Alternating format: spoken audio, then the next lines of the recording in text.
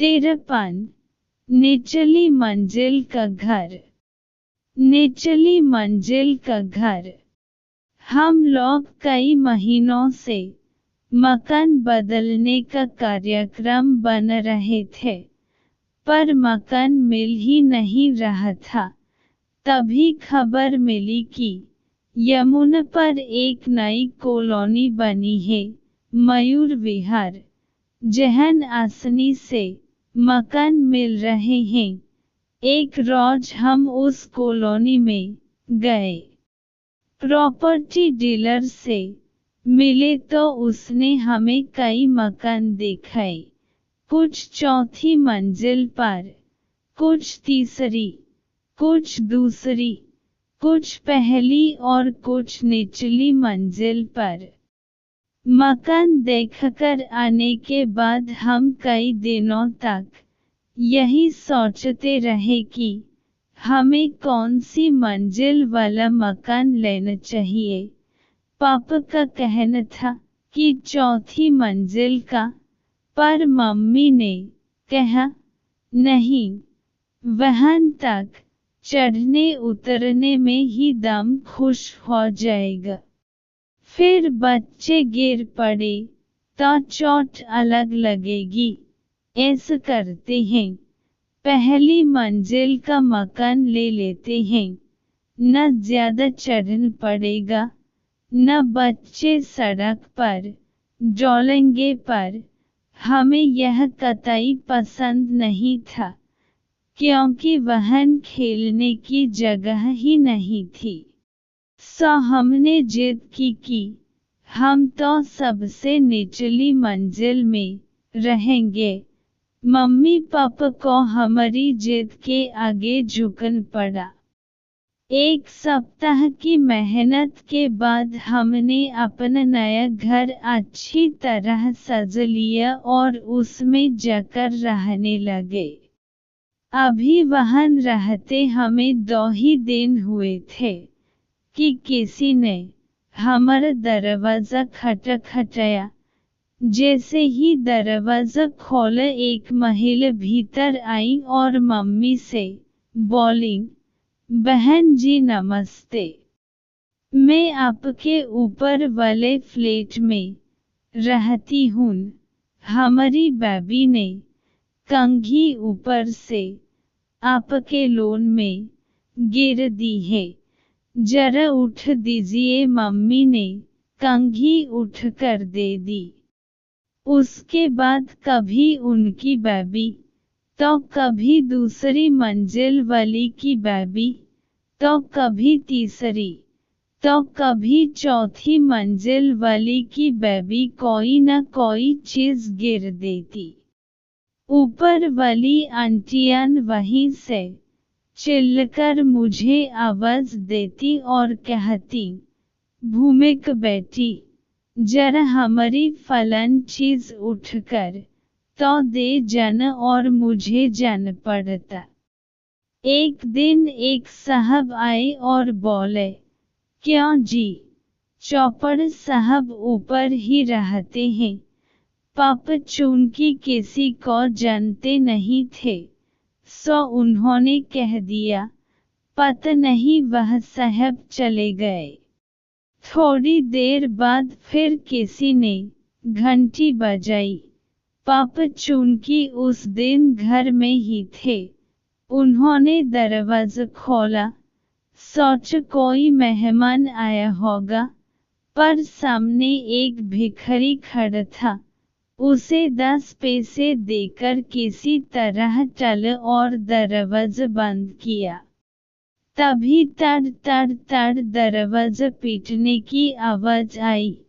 पापा को बहुत गुस्सा आया कि अजीब बदतमीज आदमी है, जो घंटी न बजाकर दरवाजा पीट रहा है। जब दरवाजा खोला तो देखा वहां तो कोई नहीं है। हाँ, दरवाजे पर कई अखबार जरूर पड़े थे। पापा हैरान, इतने अखबार, हम तो केवल 2 अखबार मंगवाते हैं। तभी उनकी समझ में आ गया कि जरूर अखबार वाला जल्दी में सबके अखबार हमारे ही दरवाजे पर फेंक गया है। मेरी फिर परेड हुई, पहली मंजिल से चौथी मंजिल तक के दरवाजे खटखट कर उन्हें अखबार पहुंचाना पड़ा। अभी मैं नीचे पहुंची ही थी कि फिर किसी ने घंटी बजाई। पापा ने दरवाजा खोला तो सामने एक सज्जन खड़े थे। वह बोले, नमस्ते जी, मैं इत्थे त्वड़े पड़ोस में रेंद हूँ। सनु ये 10 इत्थे कच्चे दूध मिल दे। पापा ने कहा, नहीं। और जी मेहरी नौकर वगैरह? पापा ने कहा, पता नहीं।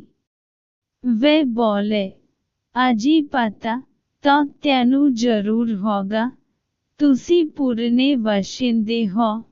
खैर कोई गल नहीं, मैनू कोई छेती लोड़ नहीं हैगी। जेदो त्वनू कोई देख जाए साडे घर भेज देना। ये कार्ड रख छोड़ो, इस दे विच साडा नाम और एड्रेस छपा है।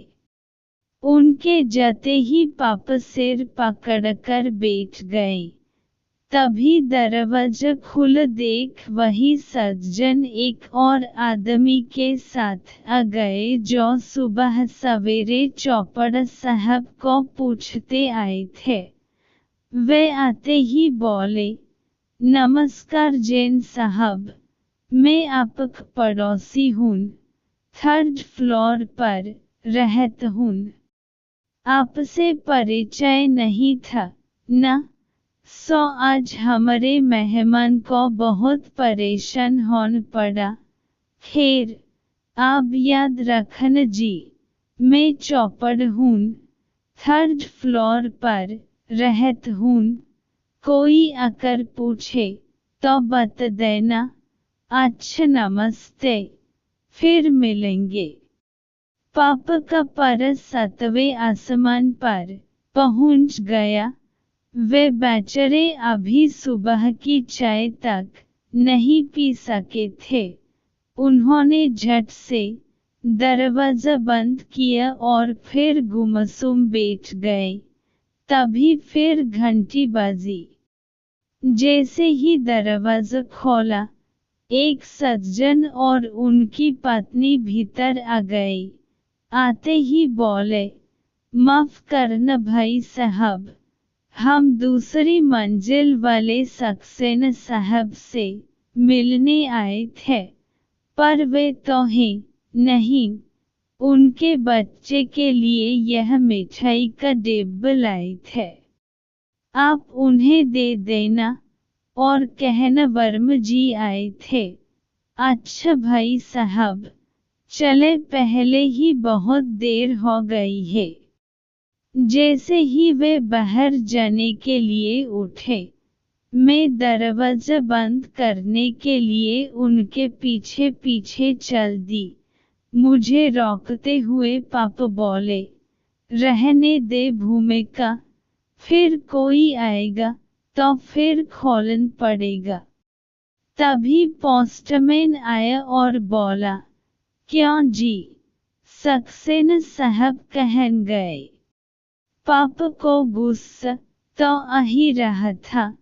उन्होंने कहा, मुझे नहीं मालूम, मुझसे कहकर नहीं गए।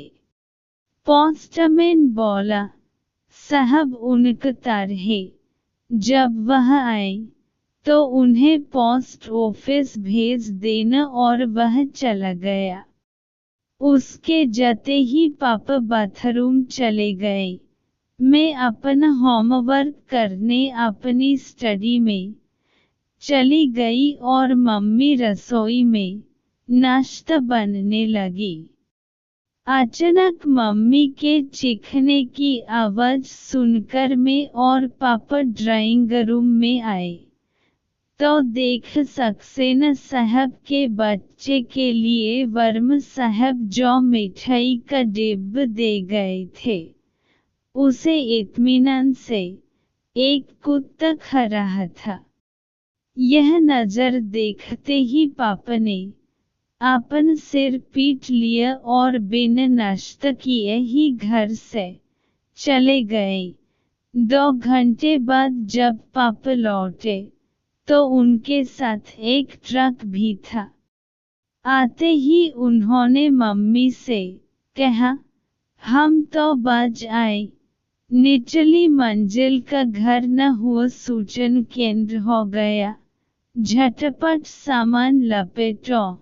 मैंने सदतपुर गांव में एक मंजिल मकान किराए पर ले लिया है, अब हम वहीं रहेंगे।